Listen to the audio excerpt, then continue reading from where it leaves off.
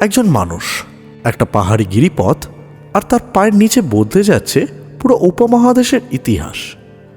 এই গল্পটা যুদ্ধের না, এই গল্পটা রাজত্বেরও নয়, এই গল্পটা একটা রাস্তার। কারণ ইতিহাসে অনেক রাজা এসেছে, কিন্তু খুব কম রাজাই আছে যাদের চলা পথ ভূগোল বদলে দিয়েছে। আজকের গল্প বাবর এবং ভারতে আসার সেই পথ যেটা ভারতকে চিরন্তন রূপে বদলে দেয়। নমস্কার, আমি রোহিত, আর আপনি দেখছেন ভারত জলসা।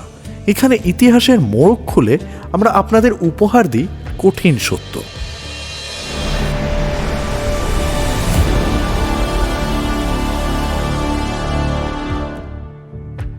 বাবর ভারতীয় ছিলেন না, তিনি এসেছিলেন ফারগানা থেকে, আজকের উজবেকিস্তান অঞ্চল।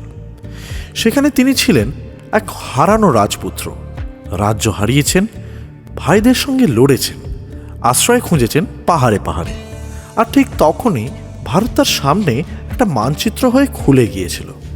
কিন্তু ভারত আসার সবচেয়ে সহজ পথ সমতল ছিল না, ছিল এক ভয়ঙ্কর বাধা, হিন্দুকুশ। এই পাহাড় শুধু প্রাকৃতিক সীমা নয়, এই পাহাড় ছিল ভারতীয় ইতিহাসের এক পরীক্ষা। যে উত্তীর্ণ হবে শুধু সেই ইতিহাসে ঢুকবে। বাবর যে পথ নিলেন সেটা আলেকজান্ডারও নিয়েছিলেন বহু শতাব্দী আগে। পথটা ছিল ফারগানা থেকে কাবুল হয়ে খাইবার পাসের দুর্গম যাত্রা পেরিয়ে পাঞ্জাব এবং অবশেষে দিল্লির সমতল ভূমি। এই পথ মানে উত্তর পশ্চিম ভারতের দরজা। কিন্তু এখানে প্রশ্নটা খুব গুরুত্বপূর্ণ, এই একই পথ কেন বারবার বেছে নিলেন সবাই? কারণ ভারত উপমহাদেশের বাকি দিকগুলো সমুদ্র, ঘন জঙ্গল, দুর্গম পাহাড়, আর উত্তর পশ্চিম হলো খোলা চওড়া নদী আর সমতলের দেশ। এই ভূগোলই ঠিক করে দিয়েছিল কে আসবে, কিভাবে আসবে, আর কতদূর যাবে। বাবর শুধু যোদ্ধা ছিলেন না, তিনি লিখতেন। তার লেখা বাবরনামা আমাদের জন্য একটি আলাদা স্তর খুলে দেয়। তিনি লিখেছেন ভারতে ফল আলাদা, মানুষ আলাদা, মাটি আলাদা, ভাষা আলাদা, হাওয়াও আলাদা। তার কাছে ভারত ছিল একটা অত্যন্ত উর্বর কিন্তু অগোছালো ভূখণ্ড। এখানেই গুরুত্বপূর্ণ পরিবর্তন শুরু হয়।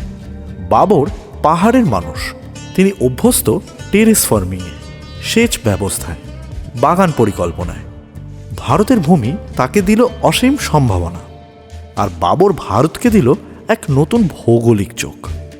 বাবর যখন পানিপথে দাঁড়ালেন, তিনি শুধু সেনা আনেননি, তিনি এনেছিলেন পাহাড়ি যুদ্ধ কৌশল, দ্রুত সেনা চলাচলের কৌশল এবং কামান। পানিপথের যুদ্ধ প্রমাণ করল ভারতের সমতল ভূমি এবার পাহাড়ি কৌশলের কাছে দুর্বল। এখান থেকেই বদলে গেল যুদ্ধের মানচিত্র, সাম্রাজ্যের কেন্দ্র, শক্তির অক্ষ।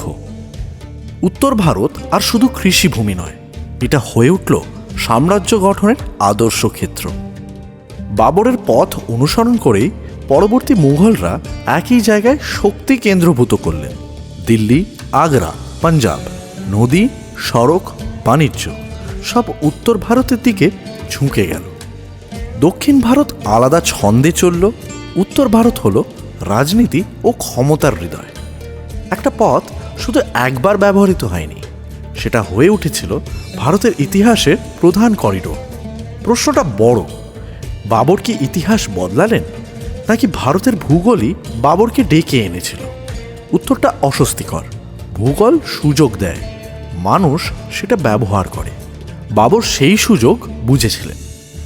আজ আমরা সীমান্ত দেখি মানচিত্রে, কিন্তু একসময় সীমান্ত তৈরি হতো পায়ে হেঁটে। বাবরের সেই হাঁটা পথ আজও রয়ে গেছে, কারণ কিছু রাস্তা শুধু মানুষকে নয়, ইতিহাসকেও এগিয়ে নিয়ে যায় নিজের সাথে। এই ছিল বাবরের পথ, এই ছিল ভারতের বদলে যাওয়া ভূগোল। আজকের বিশ্লেষণ এখানেই শেষ।